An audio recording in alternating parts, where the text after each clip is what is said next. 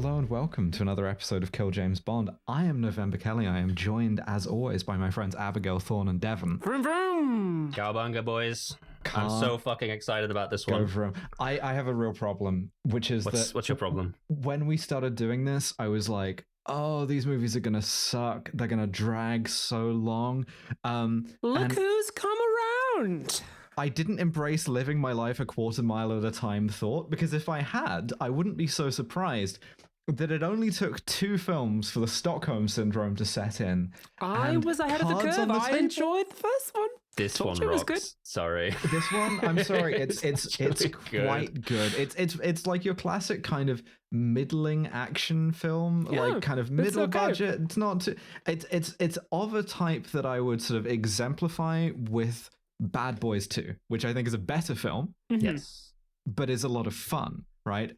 2Fast2Furious is an enjoyable film to watch. It's all right. Just quite fun. I have fun. Yeah, it has some problems, sure, but it's pretty good. It also, it doesn't have a lot of. Oh, God, you first. I was going to say, it doesn't have a lot of great ambitions. It's not trying to say anything particularly deep. It's not trying to be a kind of statement piece about the state of the nation. It's about as good as some James Bond films we've seen, but it's not trying to do more than it is, which I like. I would say so. I mean, the big change here for me between The Fast and the Furious and 2Fast2Furious is that they got an actual director to direct it. They did. There's actually some great shots in this. There's some they got John Singleton to do this. Like Boys in the Hood, John Singleton to do this. And he does a fantastic job on this. It's like, okay, like we say, it's not going to win another Oscar for him, sure, but it's well put together. But so this is also another movie that exists with a kind of like troubled production process in that nobody wanted to be in it.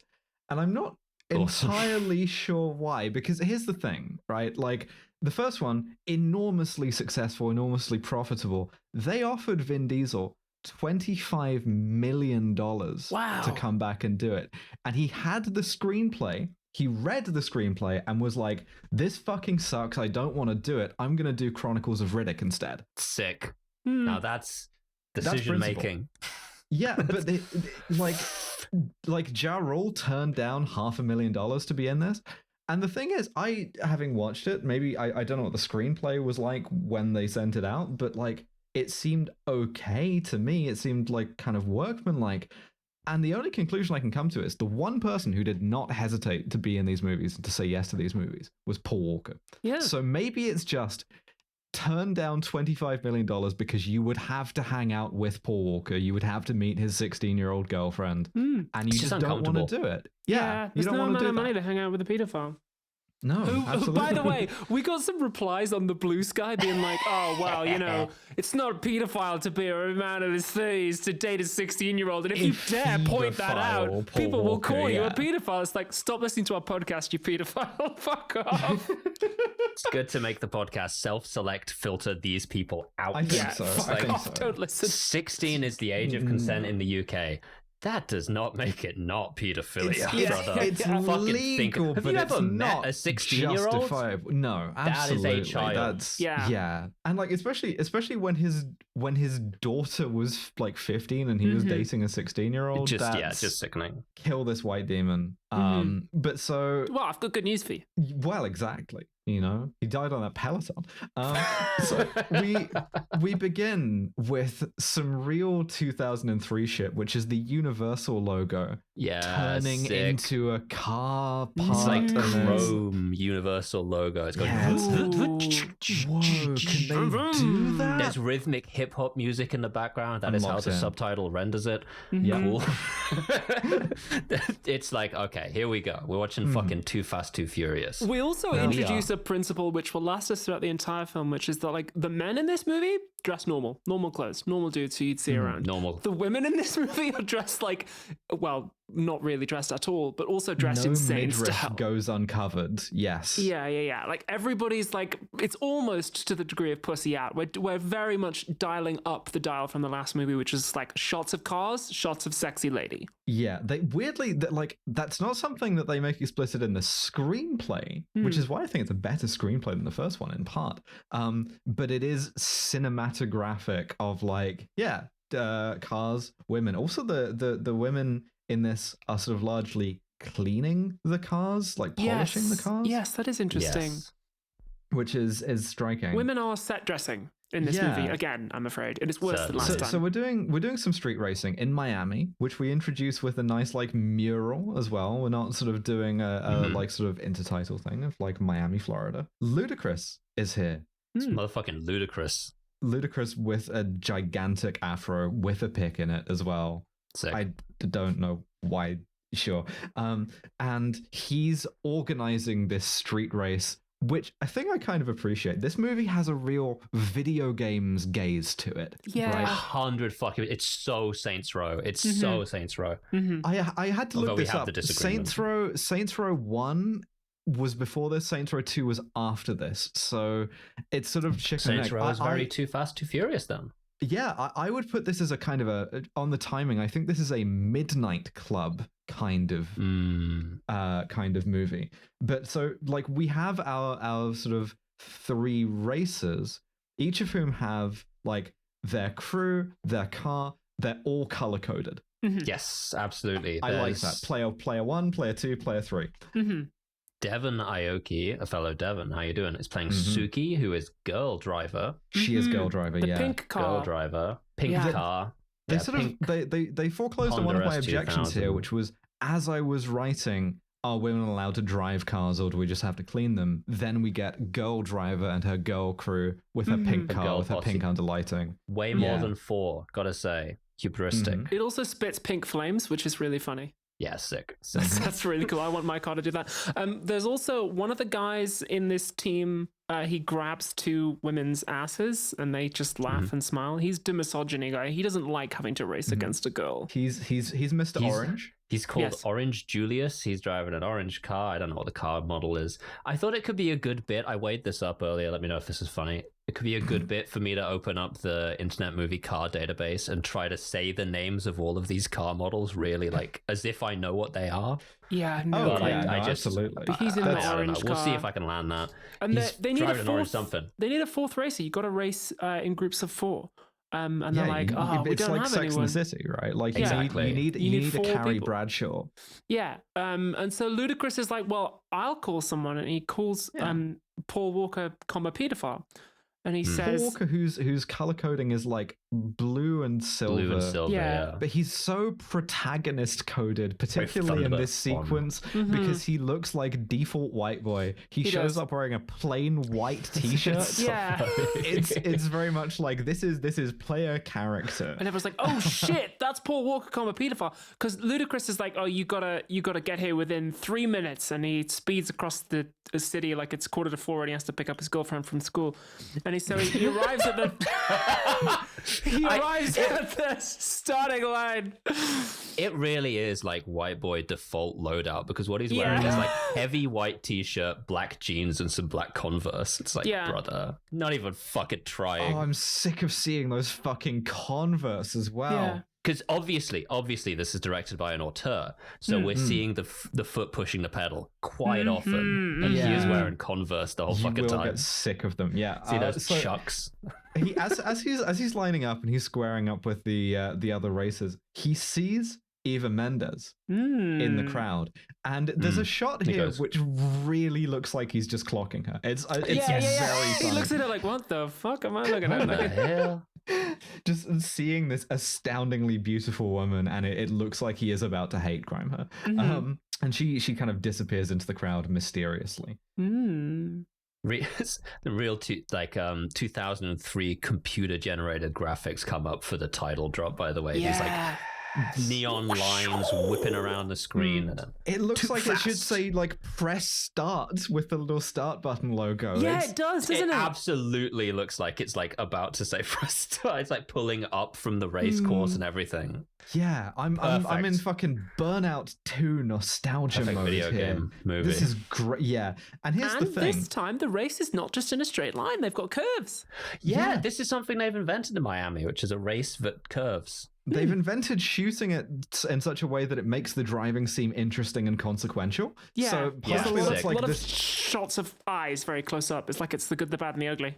There's a real thing here. It's like if we ever talk about technical limitations, we did a bit last time. We were like the CGI looks bad, right? It's partially because it's dated, right? But this has dated CGI that looks fantastic. Like you would look at this and you would say this is absolutely like early 2000s VFX, but it's used so well that it like this looks like a kind of like PS2 game graphics in places, in ways that are really appealing and really kind of like get you sort of involved in the thing. I can't praise it enough on that This is before score. all films were done on PS2 graphics. computer and done in post by Yeah. kind of ununionized sweatshop VFX people. So yeah.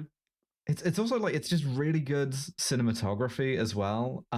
Because like the big race in the first one at the beginning is just like hit nitro, go faster. And they do still have that, but it's got like it kind of over relies on this thing of like car go faster when gear change performed perfectly, and you get the shot of the converse. Well, you unlock a boost. Yeah.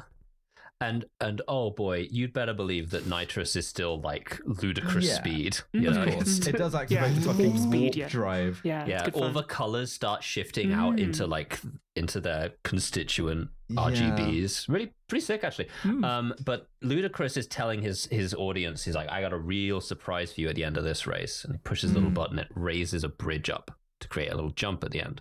It's pretty good. There's a lot of like over the shoulder shots like attached to the car that look a lot like an arcade racing game. Yeah, They're just really, really pleasing to me. This is visually interesting. It makes me understand why people like Speed Racer. It kind of scratched that itch for me. I mean, it may just be that I'm a very mercurial person and I watched the first one in a bad mood and I watched this one in a good mood, but I don't think so. I think I started watching this movie in a pretty bad mood and it managed to put me into a good one. So There you go. I think it could well be the movie. It's also Mr. Orange is sort of like he gets his car rammed from behind by Devon Aoki, and the kind of sexual subtext of this is fairly clear as she says, "Bend over, boy." Yes. Hello. Now you can. This is what you get if you behave well as a woman in 2003. Is you get to be a character in the movie, but all of your lines and every line to you is going to be like, "You're a girl." Yeah, it's like girl power bracket sexual. All the lines to you will be you're a girl, and all the lines that you will give to men are as if they are girls. Yeah. It's like, I'm a girl. I'm fucking your pussy now. Yeah. Mr. Orange is about to like win the race because he activates his fucking nitro, but he activates it too early. And Paul Walker smartly sort of perceives the bridge obstacle, hits his nitrous oxide, jumps his car over Mr. Orange's car, and Mr. Orange crashes into a gigantic, obtrusive Pepsi billboard, making Pepsi the official drink of rapidly stopping driving.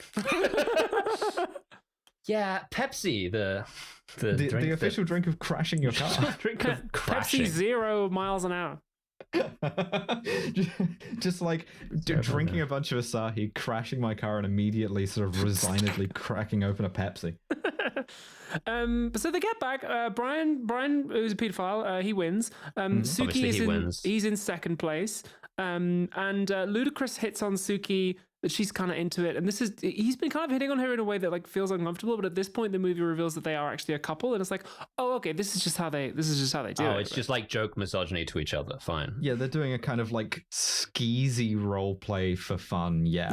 At this point, much like the first movie, the cops show up. Unlike the first movie, the like police chase is more interestingly filmed. They even get the cop cars to do like a kind of sick handbrake turn or two. But as Paul Walker is escaping, and they've got more than one cop car. That's Yes, they very do. noticeable. Also, this is also a great movie for my favorite kind of sub trope, which is police car siren making sad noises when police car damaged. Woo. Like, yeah, It's really that fucking shit. good. Yeah. Can't get enough of it every time. But so as Paul Walker is escaping, a cop appears, like a special tactical cop, like in Payday, appears with a weapon that I've called the Carpg. Yes, that's really good. They've got a new unit for this movie. Yeah, it's a kind of like shoulder-launched missile thing. It's a trident missile, but not like a trident missile. Like just literally, it's like got a three-pronged harpoon, and it like shuts your car down with It electricity. attaches to your car and it EMPs your car perfectly. I think that was in Midnight Club. Yeah. This is and as he's driving, the car shuts down around him and he like crashes into a Pepsi billboard. This is actually how they got Maduro, but the mainstream media won't tell you that. And Paul Walker is arrested. Brackets, not really, because he's like he used to be a cop. They pull the exact same thing again. But it's like it's the fake arrest so that we, the police, can talk to you. But they do spend a little bit of time in the room, just sort of like giving him the guff. Just sweating him. Again, awful fucking outfit. Just be like, why are you always outside that school? He's not a cop anymore. Yeah. He just used to be. Yeah, it turns out they get really mad at you if instead of bringing in the criminal you were hired to arrest, you give him some car keys. And then run away. Like they actually don't let you be a cop after that. Yeah, he's been on the run. And the FBI guy from the first movie is here. He is here. They're trying to make him a thing, very obviously, and I don't like it. My favorite detail here is, so this is the US Customs, right, are trying to get him in on their operation. They bring him into a briefing room. This briefing room is so clearly a cinema. It's got cinema seats. They're watching the briefing on a cinema screen. And then as I'm sort of thinking I'm going insane, they cut back to one of the customs guys who is full force holding a big gulp. And I'm like, that's funny. That's funny. It's like there's gonna be a guy with a popcorn like tub coming through in a second. Before we can watch the briefing, we have to watch the trailers. But they're like, okay, we're looking for this guy Carter Marone. He's a drug lord who's based in Miami. Ava Mendez is an undercover agent in his operation who we think may have flipped. You're going to help us catch him by working for him as a driver, or we're going to send you back to prison. Yeah, you have to go undercover. This guy with the big gulp, he's also going to be undercover with you. You're going to be street racers. And if you don't, the way they coerce him is really funny because they just go, here's a list of the laws you broke. Visibly a huge list. Yeah, really like good. single-spaced, like multiple pages. It's pretty good. Only thing that would have been funnier is if they handed him like a scroll and it bounced across the floor and just rolled. But so he obviously does not like the Mr. Big Gulp. And he's like, he fucking Kaiser Soze's him off his own big gulp. He goes like, what would you, I don't know, what kind of engine would you put in a fucking in a Burger McDonald's King, Whopper, a 2 or an 8? And he would go, and he goes, well, 8 is bigger than 2. Yeah, and it's like, motherfucker, that was the name on your big gulp. It's ambush. I just ambushed you with a big gulp. Yeah. It's like, there's only one man who can help me in this mission. Only one guy, my old buddy, Dominic Toretto. Oh, no, he didn't want to be in this movie. Said he didn't want to be in it. New guy we just invented, crossed his name out, Roman Pearce, everybody. Me when I ask how the crucifixion ends. Yeah. So we go to Barstow, California, where Roman... I don't have anything. where Roman is like, he's nominally on house arrest. He's got an ankle tag on, but he's defying the ankle tag to race in like a demolition derby. Yeah, the opening shot of this of like the little fucking village with the demolition derby, and it's all in like the desert with those like multicolored like stacks of rock. I don't remember what the names of any of that shit is. Fantastic. That's real America to me. That is what's up. This is level 2. We've done the tutorial level. We're now in level 2. This is fully level 2, yeah. There's like shapes and colors. It's visually interesting. Paul Walker has taken the FBI guy with him like he's his dad. And he sort of like goes to confront Roman Pearce after the demolition derby. And he's like, essentially what he deploys is a card that you can best summarize as, I stopped being a cop, so you're not allowed to be mad at me for having ever been one. Yeah. He's like yelling funny. after him, and he goes, Rome, and Roman turns around and is like, only my homies can call me Rome, pig, and spits, which, first of all, hell yeah. Punches but just genuine pride's like, well, I'm not a cop anymore. Yeah. They fired me for being too bad at being a cop. Yeah. Yeah. Do you know how hard that with is? either of you year 2030 is being like, They fired me. Yeah. Yeah. For some reason, We'll they see. didn't want me as a cop. But so we see that Paul Walker has two Bilkins. Like, just let me play this out. And so they get in a fist fight in the like very white dust sand of Barstow. It's quite visually impactful. I like that the fist fight is have a deliberately kind of pathetic. It's kind of like a silly slap fight between two big teenagers. It's really brotherish. funny. Yeah, it is it's brotherish. like- You're right. That's a really good word. And like it's also like one reason why I like this is it's not like hugely inventive, but they did have to write a movie that wasn't Point Break. And that means that I don't know word for word what's going to happen next because it isn't Point Break. It's so, just about not Point Break. yeah. So we established that when they were buddies, Roman got Rush hour. arrested as part of an buddies. operation that Brian was doing. And he left his buddy to rot in jail, right? And he's like, well, if you come and help me with this mission, we'll clear your record. Yeah, there's a really good shot as sort of Roman Pearce is getting out of his car earlier, where you see the ankle tag, but it's at the bottom of another huge bootcut jean. Really good. I'm just really I'm appointing Love myself bootcut like jeans. a bootcut correspondent for the Fast and Furious franchise, where I need to see exactly when these go out of fashion, right? Because right We'll now see it happen. We will it's see it. dramatic. We'll see the moment, yeah.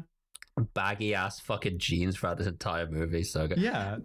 Meanwhile, Bilkins, by the way, is legitimately eating popcorn as he watches the fight. He's got to It's sit down. good. It's funny. There's Good also a gear. thing, right? That's really, really funny and a little bit problematic, where as soon as they kind of reconcile enough to an uneasy truce, Paul Walker immediately slips into white boy AAVE. He does. Straight I away. wasn't sure how to say this, but He stays there for the rest of the movie. He does not fucking stop saying like "bruh" and he "cuz." does do that. Yeah. At The one point he whole says fucking cuz, film. and I thought he just called him a cunt. And I was like, whoa. No, it's fully AAVE. So it's good. wild. And some of it is, I do not know if you can be talking like that, Paul Walker, but this was the era for it. This was the era where it was like, Yeah. if you were cool enough and had black friends, it was like aspirational in the popular culture to do this. It really was. And Yeah.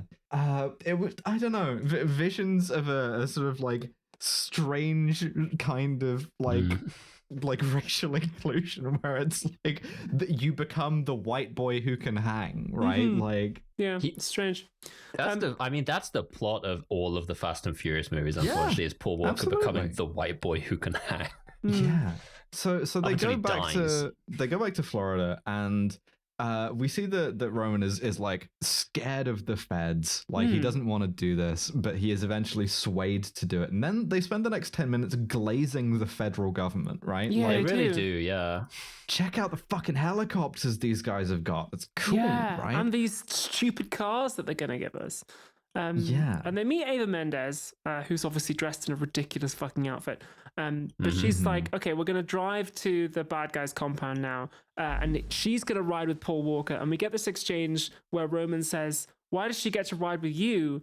And she says, you get the convertible. So it's like women are trophies. Women are a reward you get for driving good. And it's like, okay, it's not okay to do that just because you write a female character saying it.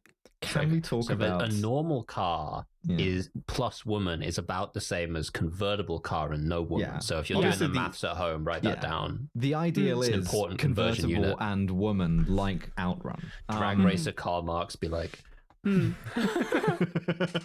But so can we talk about the Please. stare and drive? Because I was charmed by the stare and drive. The stare and drive's pretty good. Really? Again, it's like I was talking about on the previous bonus episode. If you're going fast enough, you can stop looking at the road because, like, the gyroscopic effect keeps you going straight. It's not that I'm charmed by the thing itself. I'm charmed by something that was later made cringe by Marvel movies, which is when you have two characters who have a known interaction that was like, you're going to do the thing that we share a name for, aren't you? And then he does the thing that they share a name for because they're buddies. So Eva Mendes is like, you know, are you still like a real cop? What's the deal with this guy? And he's like, you know, how do I know that I can trust you to be good at your job? And, you know, if you fucked up being undercover once, which I haven't. And he's like, check this shit out. I'm going to look at you instead of the road driving like 120 miles an hour. He's also not wearing a seatbelt. Yeah, and or all using of an this indicator. is like, he's not gay. This is a technique known as foreshadowing.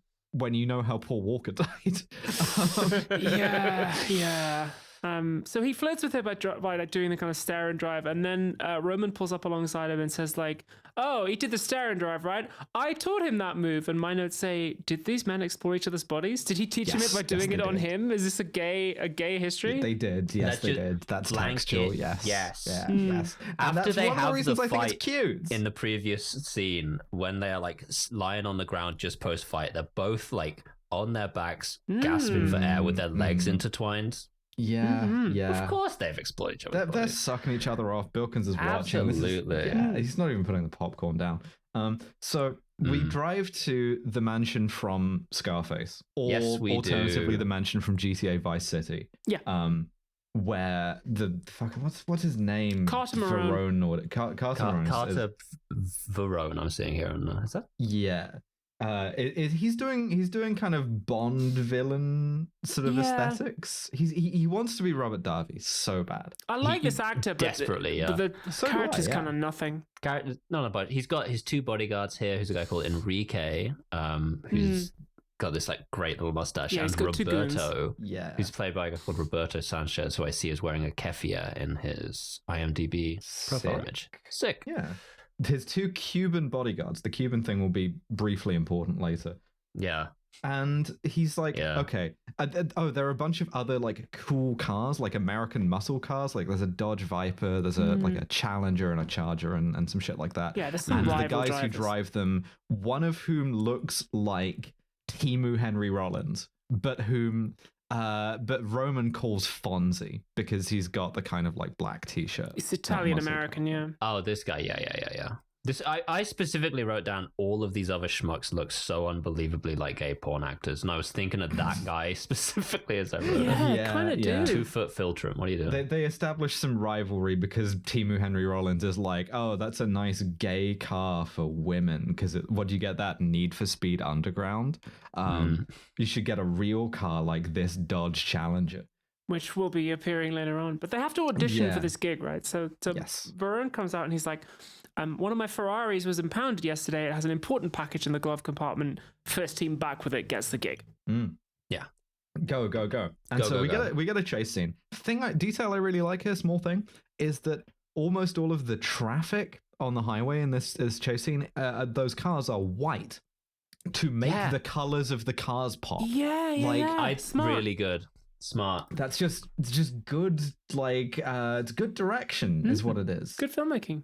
Also, the trucker, natural enemy of the driver. Yes, from that's the what we've first movie, seen the from the first one. homicidal trucker. Same guy, the he's driving back. faction of truckers. Yeah, Sort of they'll just aggro around. off nothing. They'll see a fast car and they'll just kill you. Which they And it's do. not their by fault. the way. It's because of Dom Toretto. Like he just trained them to respond like that. Yeah. I mean, He hardened the truckers. You know, it's not about the truckers; it's about the drivers. You know? there was a very liberal form of trucking beforehand, but just One of the other drivers fully gets crushed to death by a truck. It's fucked up. yeah. Yeah, it's like what happened to the liberal trucker? And it's like you guys robbed him. You hardened the truckers when you Yeah. went in there for their CRTs. All the moderate truckers were You killed years made- ago. There's no one left to negotiate with. Moderate truckers impossible. When you extracted their CRTs. You can't just impose moderate trucking on them from the outside now, you know. But so one Truckers of them didn't fall like, off the coconut tree. one of the they exist in the context of all that was robbed before them. So one of the cars tries to get in between two trucks, and the truckers are just like, let's kill him, and they do. Let's kill this guy. They crush the guy to death. Yeah, just like, oh my god. And to be clear, the truckers never come up again in this movie. It's just like, they will kill you dead. You just get like a brief shot of two truckers like making eye contact and nodding at each other.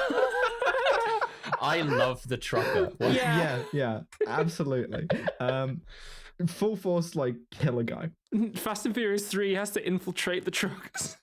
Yeah, Brian like taunts the muscle car guys by driving backwards. He's also taunting Roman too, and it's like flipping him off and stuff. They're having like a dick measuring contest as they drive. That's the Brian O'Connor school of driving, baby. It's good. At which point Roman says to himself, he calls him a crazy ass white boy, which further to this thing about being the white boy who can hang. In 2000 and like, when was this? 2003. In 2003, that was the highest honor the African American community could bestow on a white boy. Oh, yeah. Right? So this is like the wish fulfillment. You get a medal and everything. Yeah. I like that this is the scene where your two characters, your POV characters here are like kind of getting to know each other and they're joshing around a little bit. Yeah, and because it's a Fast and Furious movie, they're doing it in cars by like driving kind of silly style at each other. It's cute.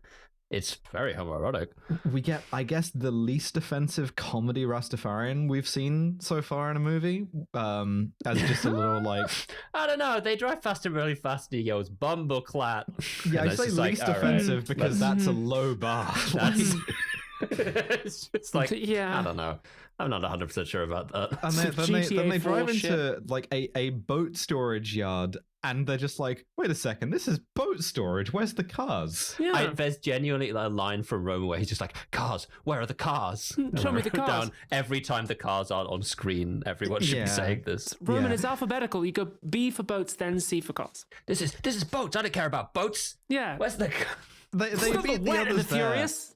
And in the way that like Roman breaks the window of the Ferrari and Brian just opens it because it's unlocked. This is kind of giving. Roman stands beloveds next to it and presses triangle. It's good. I actually love that because he takes his shirt off as well to break that. He like they both get out of the car. He takes his shirt off and wraps it around his fist, and it's like, brother. And then obviously they just open the car door. That's funny. It's giving our beloved Ocean's 11 Mormon brothers. To me. It is, and this is not the start. The next scene is the start of it, but now from this point onwards, basically, when I'm watching this movie, I'm just watching Roman Pearce and I'm seeing how he reacts to situations. Yes. I don't care about this Brian O'Connor pedophile. I'm looking at Roman. So the one customs agent, I believe I've headcanoned as mildly autistic in the way that I am. I need that to be in so that all the rest of the jokes I make throughout the episode make sense. We missed a bit, right? So the customs have like GPS tracking in their cars. Yeah, they do. And when they find out that they're driving to the thing, the one older customs agent who looks kind of like Bryan Cranston in the Malcolm in the Middle years is like, they're running because they're betraying us. We got to go and kill them. And so that guy shows up and Roman shoots at him partially. Immediately. Lets it bark, just bam, bam. We use the phrase "he does not hesitate to let it bark" a lot on this podcast, but he fucking does not. No, immediately, yeah. Meanwhile, back at the mansion, pulls out the strap, is starts pulling busting. out. He's pulling up the files on the various drivers and googling them, and like. This is a point where the movie is clearly not made for the era of pausable HD streaming. Because there's only like quick flashes of pictures and text on the screen, but as he's looking at Roman's file, the text seems to have been pulled from the school report of a girl with ADHD because it uses she, her pronouns. It says she has trouble with unstructured tasks. And I'm like, where did you get this copy from, my guy? Okay. Instant lock-in on transmask Roman Pearce, and that will not leave my mind until the end of this fucking series. Why is it that we watch a car movie and we just decide that one of the car men is transgender? They threw me the red meat here with that she, her shit. Is there something about the act of a man driving a car that makes him transgender? No, it's because we're like people in a fucking desert, because these movies are so aggressively uniformly heterosexual that we're just like, God, we need to invent some fucking gay people. If gay people did not exist, we would need to invent them. This is a podcast sort of crawling over the broken glass of this franchise in search of the car trans mask, right? Like it's what we all want. I think we can say that. Anyway. Yeah. They get back to the compound with the package from the Ferrari. They hand it over. They get back to the compound. Roman Pearce in this fucking scene he's so hostile at all times to everyone. While they're walking over to give the package to Carter, like Brian looks down at Monica Fuentes' ass, and Roman genuinely doesn't let this go at all. Yeah. He's like, were you checking her out? And then like it transitions to them later on, and he's still like staring across at Brian. Just like, you were checking her out though. And Brian goes, shut up. He goes, don't tell me to shut up. It's like, you are the kind of autistic I am. You're locked in on a concept and you haven't let it go. Yeah. And like Monica comes over and he stares daggers at her the whole time as well. Yeah, he's jealous. It's funny. It's like, yeah. It turns out the package just has a cigar in it because it was a test. Haha. Yeah. Mm-hmm. Verona's like, this was like an audition for a job. He like ostentatiously like cuts the cigar in front of them with like an expensive cigar cutter, and he's like, I need you to do the Transporter movie, right? I need you to move some shit, and you don't know what it is, from point A to point B, and you're gonna have like 15 minutes, and then every cop in the world is gonna be on you. You're gonna have like a 5-star wanted level. Mm-hmm. So like, do it and you'll get $500,000. Don't do it and I'll kill you. Mm-hmm. Yeah, he's like, when you cross the finish line, you'll get $10,000. And Roman again locks fully in and goes, 10,000 each, right? Which, the way you negotiate, right, is you lock in a concept in your own mind and you do not leave that concept ever. That works. He then goes, we're hungry. And he says hungry like twice in this movie. I think that's just the accent. But yes. He said, no, it fucking isn't, because Brian also imitates it later on. Yeah, that's part of the thing is Brian also starts doing Roman's accent. He starts he starts adapting by doing his accent. It's a little bit suspect. So they go to Ludacris's garage. Hold on. One more Roman moment in this scene. He genuinely tries to steal the fucking cigar cutter on the way out as well, and gets called on it, and then hands it over to him and goes, I figured you had like 6 of these things. It's pretty good. On the way out, Roman also tells him off. Chaos being. Roman tells Paul Walker off because he's like, you shouldn't check out Eva Mendes. And he says the thing, verbatim, the thing that my like personal trainer once said to me. He's like, you're always getting in trouble over a female. I'm like, damn. Don't call him that, bro. I'm like, no, you should call him that. You are a lesbian. That's a likely thing for you to do anyway. I'm like, so are you, man. Like, so they go to Ludacris's garage where the mechanic is like, hey, customs GPS is like hooked into all of your shit and I can't get it out of your cars. Also, full of this. These 2 Cuban guys are like parked across the street watching you. Also, there's a bunch of sexy ladies having a jet ski race as set dressing. Yeah. Yes. Of course. Yeah.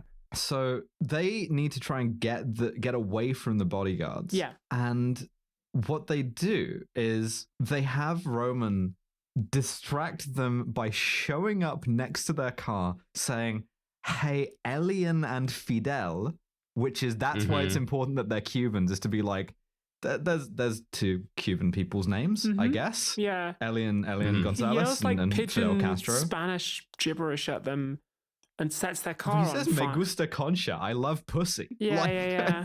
The Spanish in this is considerably more obscene and unsubtitled. Like, after he does this, they call him a maricon. Like, they call him a faggot. Yeah.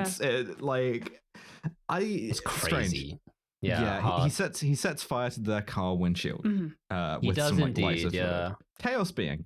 Brian asks Ludacris if Roman can stay with him, and Ludacris is like, "What's wrong with your place?" And Roman just responds, "I don't want to stay with him. Pedophile. He's got bad habits." He's a pedophile. Yeah, like dating 16. Yeah, like being a pedophile. So he stays with Ludacris. Yeah. It's really good to be like, "Don't leave me in a room with this guy. Do not leave me in a room with this guy." I will kill him. Yeah.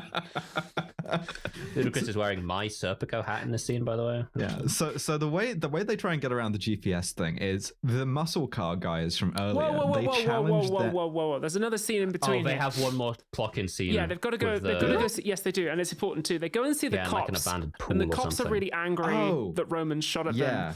You're right. Tempers are. This is where we find out that it's the actual like customs agent overviewing the case that was the guy who Roman shot at.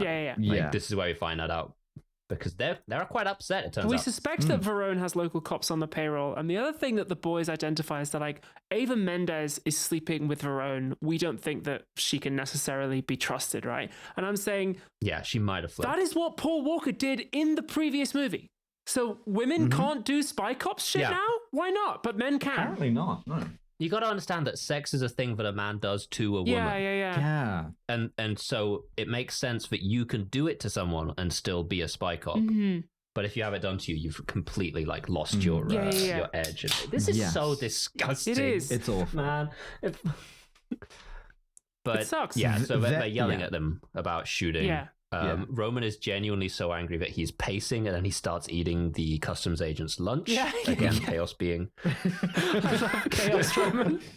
Yeah, it's pretty good. He's my fucking boy. And this is when they go and get more cars. We got to get more cars. Where are the cars? Show me the cars.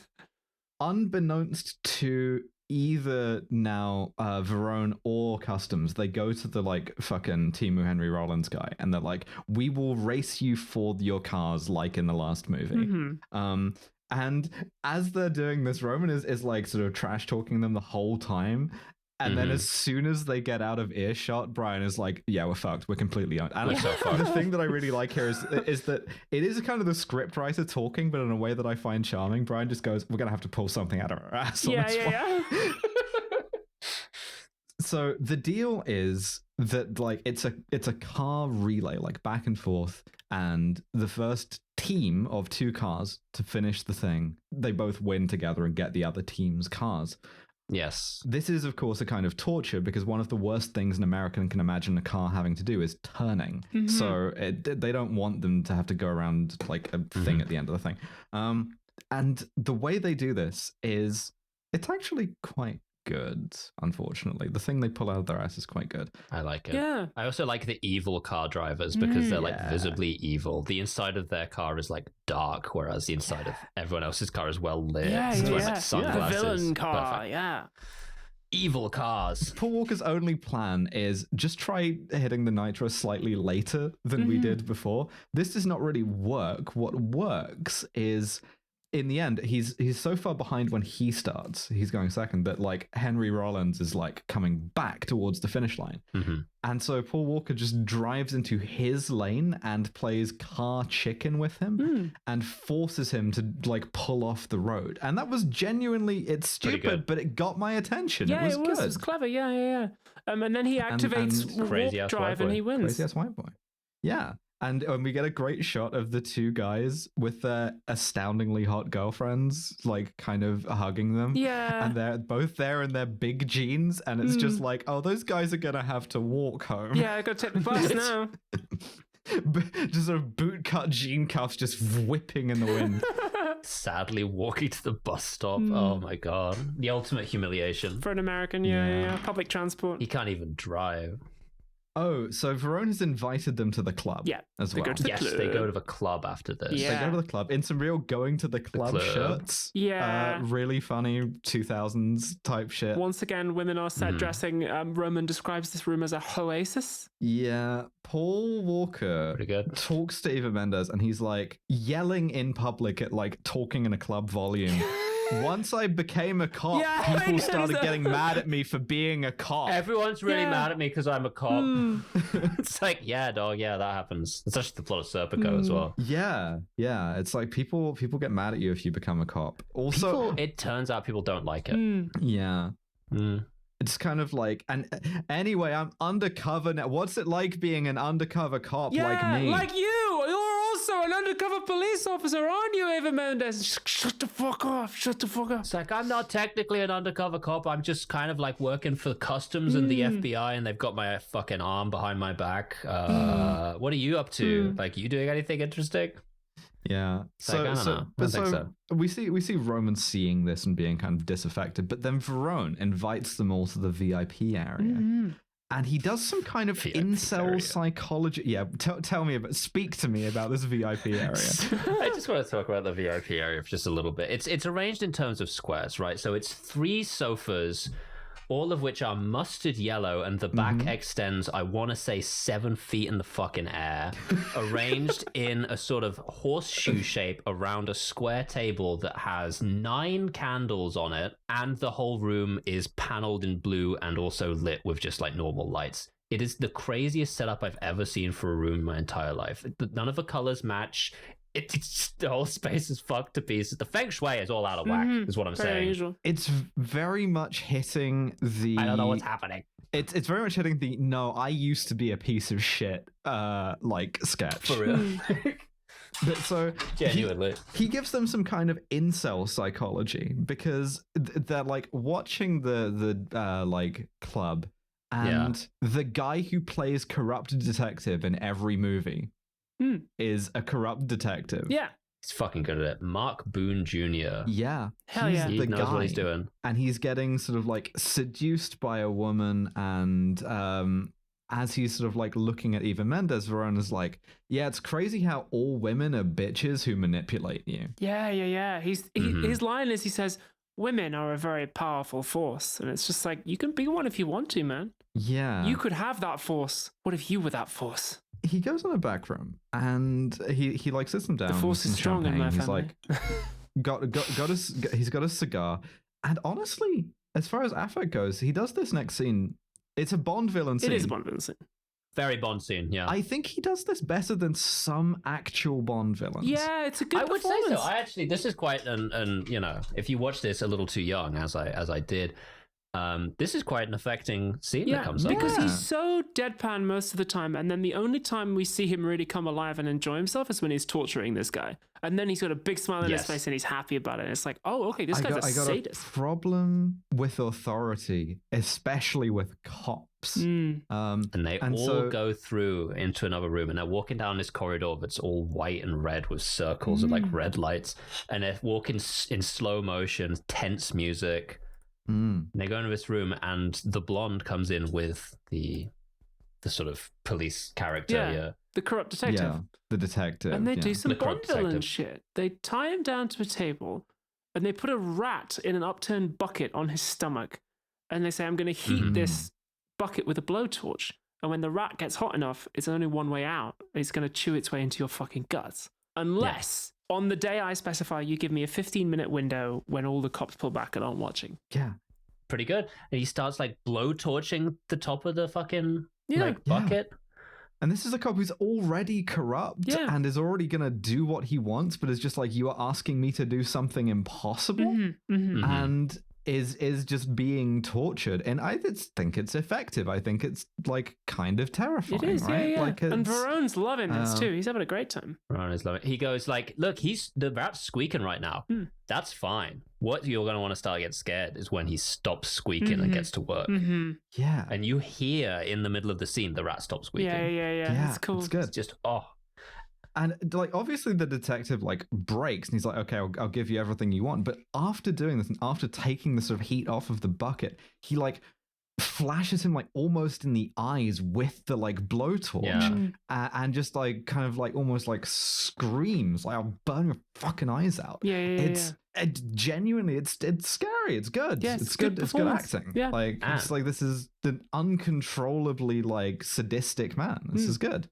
And you could do this scene completely untouched and it would be fine. But what makes this a movie directed by an auteur is that we get one extremely brief shot of the rat inside the bucket. It's in like red, and they clearly had to set up like a process to get that shot. And it's just, you wouldn't put the effort into to get that if you weren't trying. Yeah, it's fun. That's why I like this movie, I think. Yeah. The rat. Like they really are going the extra mile. You like the rat? It's good. It's good. POV, you are a rat in the bucket. Yeah, and so the detective like agrees to give him the like 15-minute window, and then on the way out, Verone just grabs Eva Mendes by the neck, and is like, if you ever look at another man again, I'll kill you. Yeah, he kisses her Like- first too, and then says like, yeah, I'll kill you. Whew. Sinister. It's good. It's a good scene. It's a good scene. Amplifying the threat. I like it. So the boys go back to the fucking garage. And then Ava Mendes comes to see Paul Walker, and she's like, after you do the job, they're going to kill you. And at this exact moment, because this is happening in Paul Walker's bedroom and he's got his shirt off, Roman walks in and he's just like, oh, I see how it is. You guys have been fucking shagging. Well, I'm jealous because I wanted to shag Paul Walker. And it's like, you are the wrong gender and too He's old. a little old for him is the problem. Yeah. But then the goons come by. Mm-hmm. And they have to hide Eva Mendes in the bathroom and try and like delay the two goons. She also kisses Paul Walker. Might I say why? They haven't really established. It's not clear. They don't have any chemistry. Yes, because of strange. What she says to him very specifically is that when you deliver the money to the airstrip, they will kill you. Yes, very true. She drops that little hint there. And the whole Pearce, obviously Roman Pearce has stood outside trying to just like shoot the shit with the two goons that have come to try to find Monica. Just love him. Just love him. He's just talking shit the whole time. Just hit every conversation option. Amazing. Any order doesn't matter. Yeah. Tell me more about Cuba. Just keep him going. Where'd you get? Tell me more about that silk shirt. So she escapes, but in the course of trying to get into the houseboat, the Cubans one of them holds Roman at gunpoint, and Brian has to disarm the other and hold him at gunpoint. And he, in the course of doing this, he does yell, "Put the gun down," in the most cop cadence possible to do it. And it's like, yeah, it's a real giveaway. He moans like a cop. He moans like a cop. Yeah. He does moan like a cop. He does moan like a cop. And then Verone has to come and calm it all down. But afterwards, Roman and Brian are like, well, shit. Like, obviously, they're going to try and kill us as soon as we do this. And the cops don't really seem to be on our side either. But I tell you what, the thing they're asking us to transport is like big duffel bags full of money because Verone is fleeing the country with all the cash. So they're going to load us up with a big car boot full of money. Why don't we just fucking drive away? Like, I'll just get in one of those trucks and just go. I had a great life. I'll just get the hell out of here. My life was amazing. Yeah. And what I love about Brian is Roman is like, what if we just took the money? And Brian goes, yeah, absolutely. That sounds great. Let's do that. Yeah. Like, no hesitation on it. Yeah. Let's commit more further crimes. Yeah. They get the sort of garage crew of Ludacris, Devon Aoki, and the mechanic whose name I don't remember to like rig up some shit for them to help. Yeah. Like the plan sort of goes into motion and we don't know what it is yet, which is good. And I got very excited because he suggests, can we get a bunch of nitrous together? I know my tank's already full, but is there anything left? It might get a bit crowded. And I wrote, holy shit, are they going to do what I think they're doing? Jane Bonds? Like in Jane Bonds? But that just lays dormant for a little while here. Yeah, really cool. cool. I think I don't appreciate is that Suki, Devon Aoki, is like, she's the one who does the car art. I don't like that had to be her doing that. But yeah, I don't like that. They also have a little chat about their backstory. Paul Walker's like, I'm sorry you went to jail, cuz blood. And Roman's like, first of all, stop talking like that. And secondly, I need to take personal responsibility for my own actions and pull myself up by my bootstraps. It was my fault that I went to jail because I was doing crimes. Even though we're doing that again now. Yeah. Yes. It also, one thing I do like is when Brian is like, sort of mentions that he let Dom go at the end of the last movie. Yeah. This is actually a legitimately good use of a sequel. Is just to contextualize that of like, yeah, I think I probably did that in part because I felt bad about you going to jail, right? Like that makes sense that it's not something that you would bring up. It's a good way of like complicating the thing. I approve of this. Yeah, it is it's good writing. No, I think it's good. And I will say about this scene, it ends with a long fade as well, which they use a couple of times in this movie. And I love the fade as a cinematic technique. It's just one of my favorites. Yeah. Only Star Wipes for me. So on the day of the big gig, the boys and the goons, they go and they pick up a huge pile of cash. They go on a race wars. And then the corrupt detective, we see him do the brave thing And he like actually does send in the local cops. He's like, fuck it, I'm going to do it anyway. Yeah, so all of the team leaders are checking in, and I gotta say, to one of these team leaders, Team one, hello, yes, team leader I noted one, that. Yep. clocky as hell. How the fuck gate. are you doing? I missed this. No. This I don't mean to out anybody here, but I know a stealth trans woman when I see one. Yes. Yeah. Hell yeah. All right, hello. Look, and fan-fucking-tastic. That's amazing. Fantastic. But just wonderful to see. But yeah, no, everyone clocks in, and they've rolled up to this like trailer park, and they start taking the money out of the wall. There's a really fun detail I like here, which is the two Cubans argue in Spanish because they got to smash through a false wall with like sledgehammers, and there's a little like terrible like kitsch painting on the wall, and the like bald one takes the painting off first, and the other one is like giving him a hard time about it. That's a really beautiful Enrique character moment from 2Fast2Furious. I was like, nice, good. I want to give him a Kronstein rosette for like art appreciation. Yeah, I actually love Enrique. Yeah, so do I. But so the cops raid the place. Not as much. Yeah, and they sort of each have to escape. So like each of them has one Cuban in their car and a bunch of money in the back. And we get both Cubans in the passenger seat. Yes, note this, listeners. Yeah, I note here that this is a great chase, right? For two reasons. Yeah, it's cool. One, we get a really impressive helicopter stunt. This is fucking sick. I love this chase. Yeah. Yeah, where they like hover a helicopter over the front of the like cars going really low sideways, like moving laterally, and fire the fucking RPG at Paul Walker's car. That's cool. But also, this is a certified 1 million cop cars chase. Yes. They're moving like the UN in a fucking Lupin movie. I love it. I fucking love it. Once you get enough of them together, there's a kind of specific gravity thing happens where cop cars become a liquid. Yes. It's this weirdly. This is a thing that otherwise kind of mid-movie bad guys does. in animation, like just like multiple sort of cop bubbles, and they do a number of shots that like are just the gigantic cop car crash from Blues Brothers. Yeah, it's There's fun. multiple of those. It's great. And love it. It's Italian job stuff. Yeah, Paul realizes that the Carpedo hasn't quite fucking fired off. Yeah, Paul Walker. Paul the Carpedo.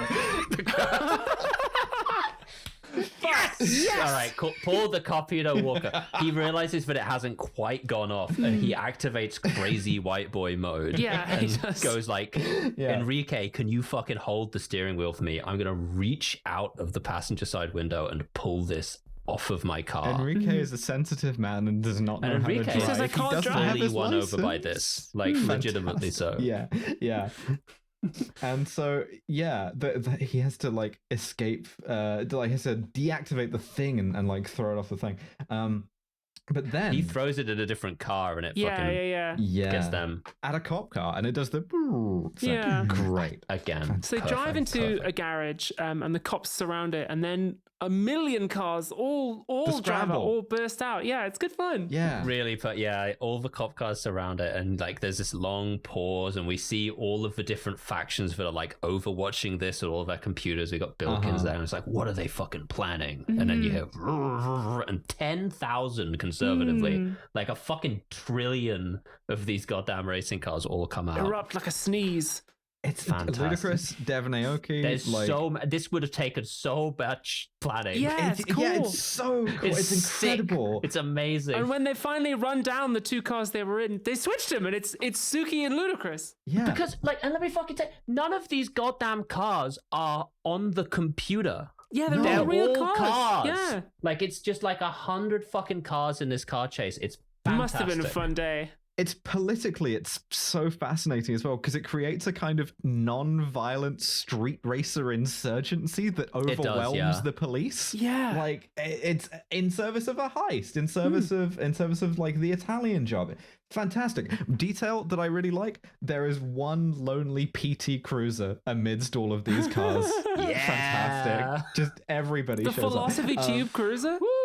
Yeah, and so as they're driving, like you see the Cubans are like earnestly like on board with this. They're like, oh man, you guys are really fucking good drivers. Yeah, they're like, yeah, you're a great driver, man. It's good fun. Yeah, because they're in the muscle cars now. Yeah, and so at this point, Roman is like, I'll tell you what, if you like that, you're gonna fucking love this. We've got Have one you seen more trick left. A film you ever called seen Goldfinger? Gold fucking finger. Yeah.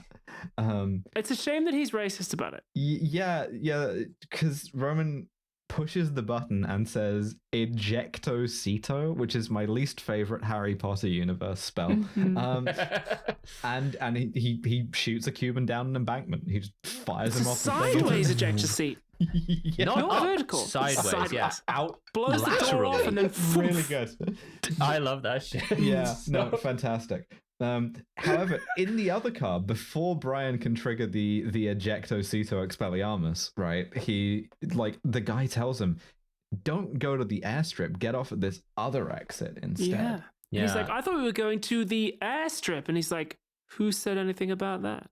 Yeah, this does require the kind of demeanor to change here, by the way, which is what I don't necessarily like. His demeanor does change, which is fucked up, because I was really all in on him when he was having a good time in the car. Yeah, same. That's the power of the fucking carpedo, is that he is a crazy ass white boy. He is. And he really can affect you in that way. Yeah. Like we're not all like immune to it, but like at the airstrip, there's like the private jet and like all of the customs guys have amassed. By the way, as well, I don't think we mentioned it, but they're all just ready to go in when they get there. And all the like SWAT stuff. Yeah, but that's a diversion, because Paul Walker, the carpedo, they drive to a marina, and that's where Varone is waiting, and he's like, well, I just got the call saying that all the cops are outside the airfield.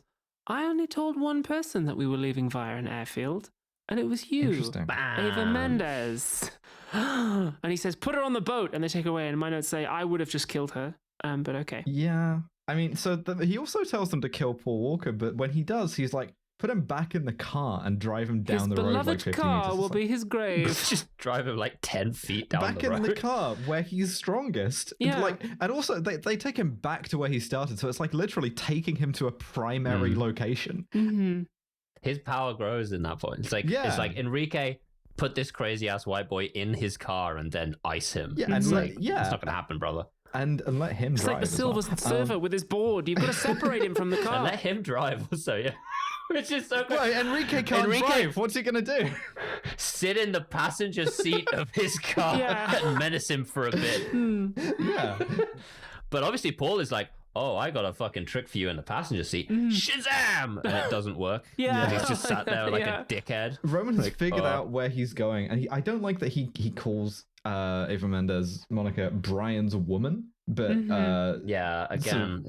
I want to love this movie, but every so often it throws something at me. But I'm just like, don't do that. Learns the situation and comes to his rescue. Right? Yeah. So by Enrique the way, and Paul Walker are having a fight, and I want a second Kronstein rosette to be awarded to Enrique, because when he's about to kill him, he's like, "Yeah, I feel bad because I like you and everything, but end of the road." And I'm like, "You were sitting on that one the whole time. You've been thinking. You thought about it 3 days ago." It's like, I'll say end of the road. Well, so a question I had is, he does attack the driver of the vehicle he's in, because he actually bites Paul Walker as well. Does it count as a technical Kronstein if the vehicle is stationary at the time? 3 Kronsteins. One for the painting, one for the line, and one technical one for biting. Yeah, you only get one, but he's definitely earned it. Yeah, fucking Kronstein. He's definitely like making sure he's getting it by like giving a very lackluster attack of the vehicle that he's in, even though the vehicle is parked and turned off at the time. Please find a good photo of Enrique from 2Fast2Furious and Photoshop 3 little Kronstein rosettes. Oh my god, hang on. I'm writing that down in our group chat so I can make that the episode art. multiply decorated. I think he survives I love too. a good goon. I think he survives because this is what I'm here for. This is why I wanted to do this series. I'm like, oh, thank God. Because they don't kill him, they just kind of like kick him a bunch and then run away. Yeah. Because he like earned his honor. They kick him so many times. Yeah. There's so many reverse shots of like him getting kicked and them kicking him. It like It's like the end of Death Proof, man. I don't have a context for this, but Gwen told me to say this knowing that Devon would get it. She says they are kicking him like a gift from JoJo. I don't know what that means. Neither do I, I'm afraid. All right. Well, it's pretty good though if you do get it. Yeah. So, but okay, he gets, I guess, arrested. They're kicking him like Gwen kicks you. So much. Yeah, like, it's true. Roman actually pulls Brian off him a little bit by the end. He's just like, come on, they're being asked to leave the party at that stage. But it's like, no, this is consensual. But so Verone is like escaping on the yacht with Eva Mendes, and they have to chase him down. And Roman's like, are you about to do some crazy ass white boy shit? And Paul Walker's just like, buckle up, Dukes of Hazzard time, crazy ass white boy. He's been charging his like crazy ass white boy moment meter and is now about to like fire it off, ramps the like Dodge Challenger or whatever the fuck it is onto the yacht like in the Transporter 2. My notes say, no airbags, steel frame, let's die, let's meet up and fucking die. Yeah. No airbags go off. Yeah, they're both quite badly injured. Yeah, it's like so fucking funny, but they just like hit this shit and no airbags go off. And it's just like, and they're both just like going, ow, oh my God. As far as I know, hurts. because we don't see Roberto, the other Cuban again, I'm pretty certain he's under this car. No, he got ejected outside. No, he got ejected into the fucking keys no, you're so somewhere. right. My He's okay. continuity is He fucked, survives. Yeah. He's totally fine. He got ejected into the Florida Keys and probably eaten by alligators. Yeah. Him and Enrique are okay. They're going to come back in Fast Furious 9 or whatever. I really hope so. I really, really hope so. But so he wonderful. shoots Verone, and then Eva Mendes gets to hold Verone at gunpoint because she's escaped on her own, which I like as a kind of last minute, like she's not just helpless. Roman does say, don't drop the soap, which I don't like. Prison rape joke. Don't throw that in there. God damn it, you made it so far. Yeah. Also, you've been to prison, dude. You know what that... Oh, never mind. They hand over all the money. Roman does kind of taunt Verone. He's like, that guy's never getting out of prison, right? He is 100% getting out of prison. Like, Brian has to hit him with that guy is getting out of prison in a later movie stare. Yeah, it's really good. Roman's just like, he's not getting out, right? It's like, no, he is, brother. He is. Yeah, he definitely is. And our fucking customs guy wanders over and goes, is this all of the fucking money? These 3 bags? And they're like, 100%. So are we done? Are we like free and easy? Are our records expunged or whatever? And he goes, you kept up your side of the bargain, I'll keep up mine. Yeah. Roman goes and gets 3 more bags and is like, there was 6. Yeah. Growth. Personal growth. Yeah, He's it's nice. We only gave you half the money. And then as they're leaving, they're like, okay, we have to become heterosexual life partners together and open a garage. Despite the fact that our friend who saved our lives owns a garage. Already owns a garage. We've got to start competing with Ludacris. And the way we're going to do that is we kept a bunch of the money. We got the money. And they like roll up their shirts. They've both got shitloads of racks in their fucking waistband. Yeah. Fantastic. That's why you need all the room in those jeans. Yeah. Can we talk about how good the credits are? And then it goes to the credits, which are fucking awesome. It's just VF. It's just fucking midnight club shit. It's literally just like PS2 fucking cars with the like 2003 ass CG where they just figured out how to make it kind of reflect something. So they're like, look at this. Insert coins into my TV so I can start playing the game that this is. Like, it's sort of a computer dramatization of sort of each of the races in the thing in turn. It's actually weirdly enough, it's between the original race in the movie. It's like Paul Walker's silver and blue car and fucking orange Julius from right at the start. But again, all of the credits are reflecting off of the cars as they're driving. It's beautiful. I have a way of tying this all together. You know how I mentioned that I thought the baseline of this genre of movie that I thought was better than this was Bad Boys 2. Mm-hmm. Yes. So much like how for a while in Vienna in the 1910s, Stalin, I know exactly Hitler, and Freud all lived within a block of each other.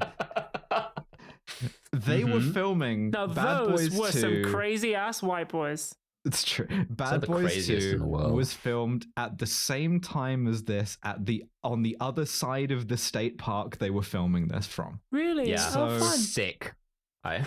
There was some kind of like zone going on in filmmaking at that point. Yeah. Something was happening. By the way, in the modern Florida. equivalent of that is Minneapolis.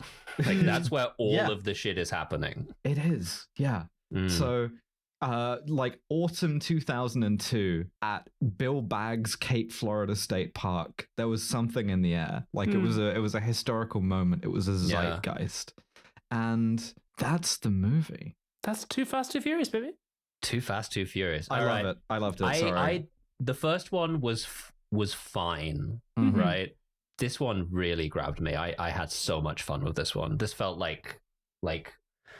Partially, it's like, oh my god, Tyrese Gibson is like really, really good. He's really good at performance in this. Yeah. As Rowan Pearce. Yeah. It's a better script. It's a way better direction.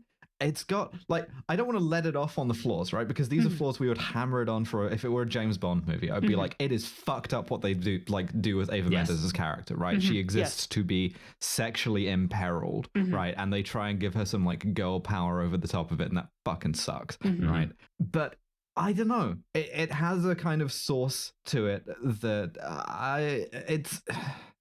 it's problematic. It's good. I finally figured out what I was going to say. It reminds me of like a Tim Dalton James Bond specifically. Yes, you're right. It does. It does have that kind of energy to it. It's good. You've got goons. You know, you've got a guy who's not really that well drawn out, and he's got a plan that's something, and it doesn't matter. He's just kind of menacing. Perfect. What does this movie say about masculinity? I think it says a lot about white masculinity, which is that if you are cool enough, you're actually allowed to use AAVE, right? You're allowed to do that. It says that the bigger the shorts, the closer to God. Yes, it does. It does. Paul Walker spends most of this movie, I didn't mention this, in a West Coast Customs t-shirt size XXL and like really long shorts. Yeah, you're going to be sweating so much, man. Yeah. Traditional US-ian huge clothes, yeah. I guess it says like, well, men can be bros in a nice, wholesome way, but you do have to objectify women, which is a shame. Absolutely. You got to dig in on this like concept that the exact same thing that Paul Walker did in the previous movie to ingratiate himself, Monica Fuentes does in this movie, and she's damned for it. It sort of it establishes that you can have an alternative urban street racing subculture that is like has an ambiguous relationship with the cops as well. Because you kind of need that to write this script. It ends up being like, yeah, it's okay to have been a cop. It's okay to kind of be a cop if they make you. To be a kind of cop janissary, you know, you got conscripted by them. When did this movie come out? 2003. Oh, right. So like, no. So 9/11 has not yet filtered into the kind of culture of movie making yet. That's why the movie's like this. Apparently not. Yeah, we're not all in on the kind of patriotism. It's not fully hitting the like it's about family thing. Yeah. But it is about male friendship, right? Which is something you establish with Car. Because some of that is sexual kind of rivalry, some of it is Car. And those two things 100%. Get folded together. It absolutely does the car is your dick thing. Oh yeah. Yes, absolutely. The car is your dick. That's why I don't have a car. I don't even know how to drive. We don't have to just talk about dicks and cars subjectively, though. We can, in fact, rate this movie scientifically. We have a science-based system on this podcast. It's called the SCUM system. It stands for SMUM, cultural insensitivity, unprovoked violence, and misogyny. On a scale of 0 to 7, how smarmy is Too Fast, Too Furious? It does get up there. Smarmy. I think it's going to be Yeah, I think it's going to be a 5 or a 6. That's Probably the Brian O'Connor 6. School of Driving, baby. Yeah. I think. Yeah. It's got a lot of lines like that. And again, it predates much Marvel stuff. So a lot of the like, did you just X? Like, kind of passes without a ton of notice. But now that you're going back and watching it, you notice lines like that. Mm. But like, I can't really mark it down for that because it wasn't in the cultural Louvre at the time. Yeah, I would it's say fine. 6, but I don't. It's not as obnoxious about that as some other 6s would Yeah, be. that's true. No, It's a kind of a soft 6 if you follow me. Cultural Yeah, I get you. insensitivity. It's not a big fan of Cubans. No, it's not. It's not. I mean, so it has an interesting thing where like all of the antagonists are Latino, and like it, like yes, that is fascinating because it's Miami, right? Yeah, which it I think tries to like offset with Eva Mendes and does not wholly succeed. Yeah, they're also made fun of for being Latino a lot as well. Yeah. I don't know. It does suggest that a key part of masculinity is being part of a multiracial friend group. Like you have to be like, a friend group should look like it should include both Ludacris, like Devon Aoki and Tyrese Gibson if you are a white boy. Which sure, I guess that's progressive. I don't know. I'm banging my head off of this one because it's hard to actually put into a direct like number. I don't like that it does make fun of the Latino characters a lot on that basis. It's more than 2 to begin with because it's not people of color are in the movie. It's not nice, yeah. But it's also like its idea of inclusion includes a lot of what I would think of as appropriative. Yes. How do we feel about a 4? I'm between a 3 and a 4. Yeah. I'd go 3. I think 3 guess. maybe because like nothing springs to mind. Right, no lines apart from like 1 or 2 made me like suck air in basically. Yeah. Well, remember, cultural insensitivity also includes homophobia, and we do have that prison But I rape don't gag. believe homophobia from these people because they're so gay. I do believe it. Okay. Let's go 4 then. Yeah, I think it's a 4. Okay. Unprovoked violence. So weirdly, Brian does not kill anyone in this movie. He doesn't, no. But he doesn't show any sort of like abiding grief over having killed that guy last movie either. That's true. He did kill a man. That's kind of, you just wash your hands of it. But we can't really, can we judge that movie for the other movie's transgressions? I don't think we gotta take them all as. I think in that case it's gotta be really low. Like it's a thing about using guile and friendship to work your way out of your problems. Like shooting a guy out of the like ejectocito is like innovative. The scramble is innovative and non-violent. It's specifically non-lethal. Like they shoot that guy into like just the Miami Keys. Like he just gets out of the water. We see him do it. And then he's just not in the movie again. He's fine. He's 100% fine. Brian shoots Verone, but it's like 100% provoked.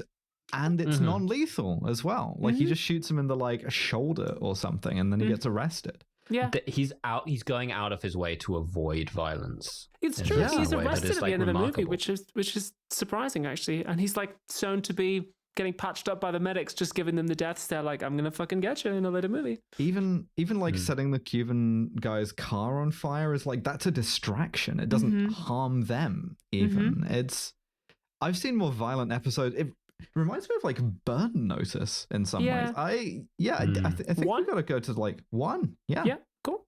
And finally, misogyny. Now, here we go. Sorry to say, I'm afraid women still are not people. I think the set dressing problem is worse. We have an explicit double standard with regards to like sleeping with the enemy stuff. And Eva Mendes is still like a trophy. I think it is worse than the previous one. I agree. What did we give the previous one? Previous one was a 6. I think it's a 7. Gotta go up to a 7. Yeah, I agree. Yeah. I don't think we're into like an 8 or a 9 zone, but I do think it's a 7. Yeah. No, but 7. I think is fair. In that case, that gives it a total score of 18. Then the first one was 12, so we have taken a bit of a jump. But at the same time, I still have a soft spot in my heart for this movie. Curiously, because it's a better movie than the first one. It's just a morally worse one. Would you believe it's the same as Point Break?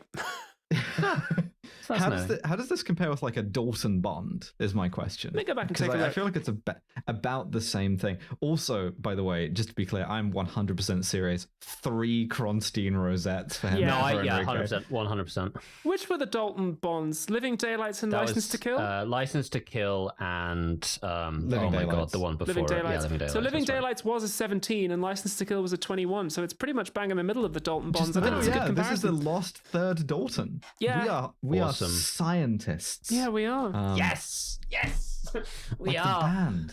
This is good. I feel really good about this. I cannot wait for the next movie. Yeah. I also desperately want to see Roman Pearce across from Dom Toretto in a scene.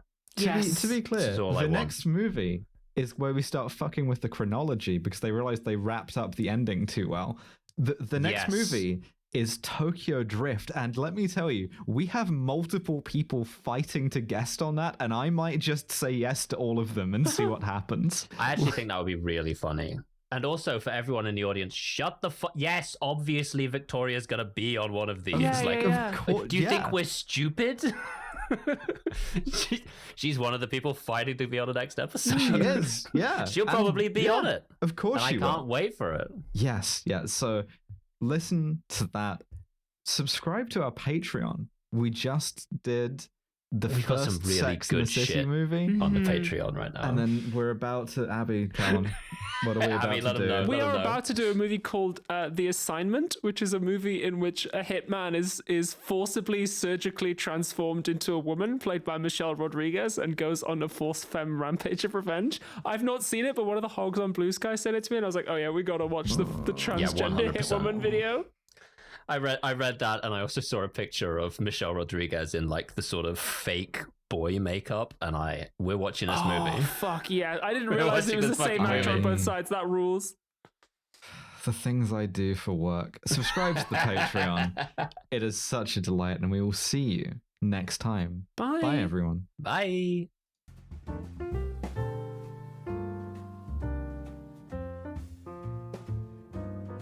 Thank you for listening to yet another episode of Kill James Bond.